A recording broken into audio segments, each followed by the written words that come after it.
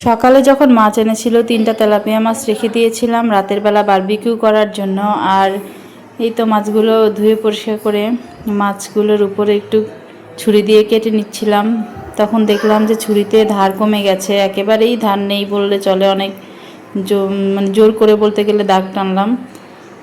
তারপরে চিন্তা করলাম ছুরিটি একটু ধার দিয়ে নেই, আর তাই ছুরি ধার দেওয়ার জন্য এইটা নিলাম। আর এই জিনিসটা এতটা কাজের, প্রথম যখন বাসায় এনেছিল তখন ভেবেছিলাম এটা দিয়ে কীভাবে ছুরি ধার দেয়, কিন্তু এখন এত মানে ভালো কাজ করে এটা দিয়ে ছুরি ধার দেওয়ার সাথে সাথে ছুরি খুব ধারালো হয়ে যায়। এই তো মাছগুলো কেটে মশলা মাখিয়ে ম্যারিনেশন করে নিলাম।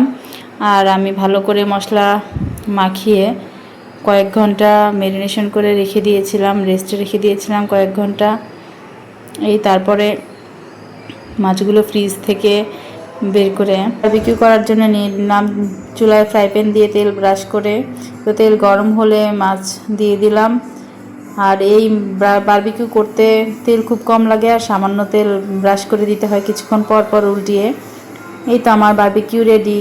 আর তেলাপিয়া মাছের বারবিকিউ খেতে কিন্তু অনেক মজা, আপনারাও ট্রাই করবেন।